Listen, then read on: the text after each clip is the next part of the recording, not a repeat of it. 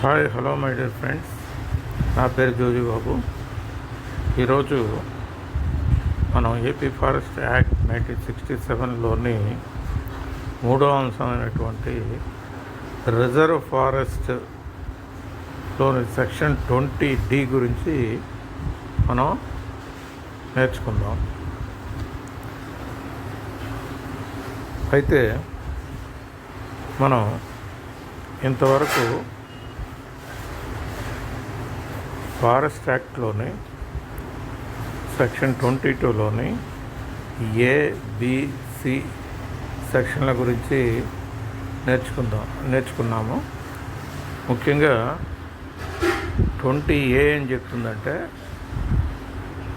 Reserve forest కానటువంటి area, అంటే అది సెక్షన్ 4 నోటిఫికేషన్ కానీ 15 నోటిఫికేషన్ కానీ కానటువంటి ఏరియాని లో ఫారెస్ట్ ఉంటే దాని మీద మనం ఏదన్నా అటవీ నేరం జరిగితే 20A కింద మనం ఏ పనులు చేయకూడదో తెలిపారు. చేస్తే ఏ శిక్ష విధించాలో కూడా తెలిపారు. అది 20A, రిజర్వ్ ఫారెస్ట్గా డిక్లేర్ చెయ్యనటువంటి ల్యాండ్. ఇక 20B వచ్చేసి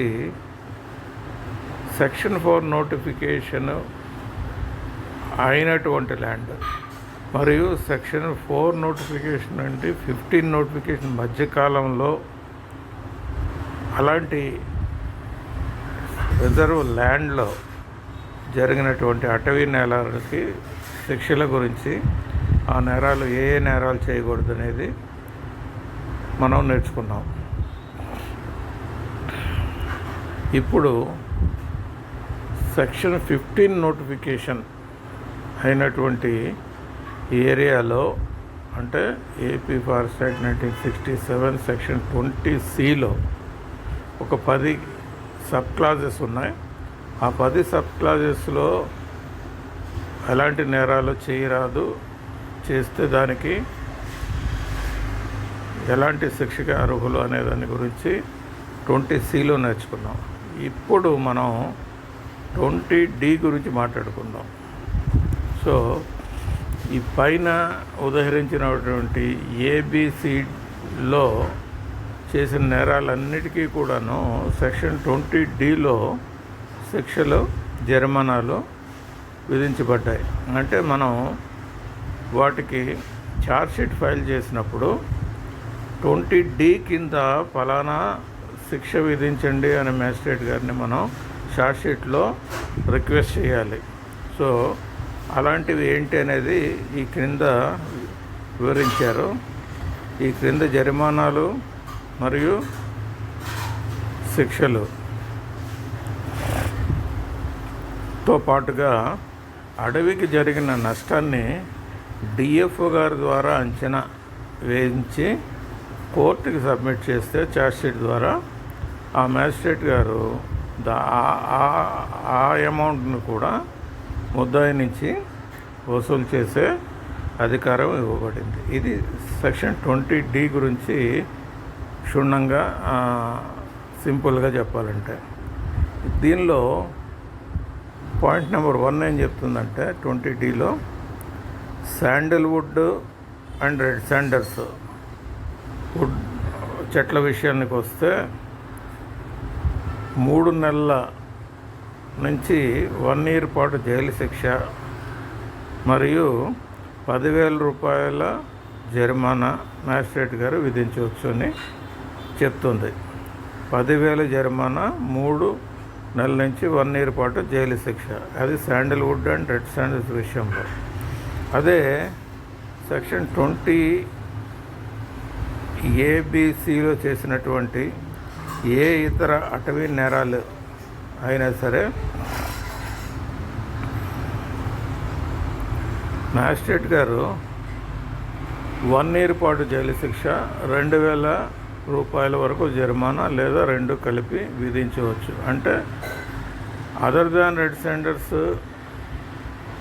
అండ్ శాండల్వుడ్ విషయాల్లో జరిగిన నేరాలకి, ABC సెక్షన్లో జరిగిన నేరాలకి విధించే శిక్ష కొంచెం తక్కువగా ఉంటుంది.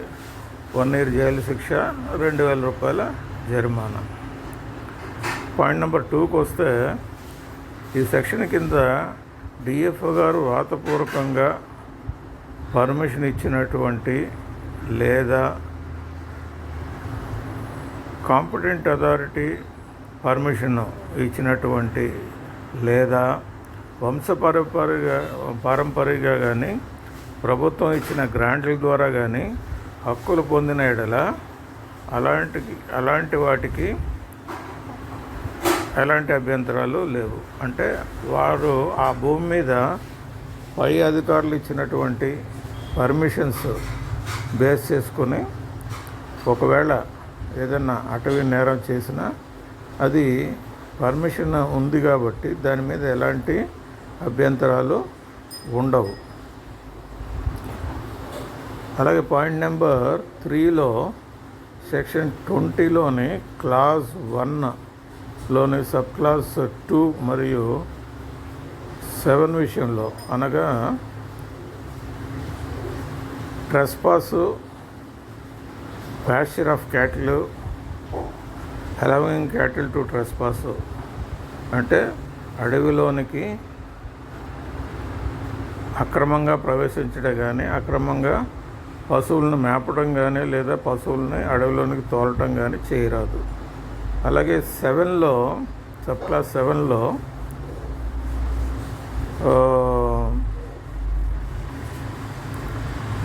Breaking the క్లాడ్స్,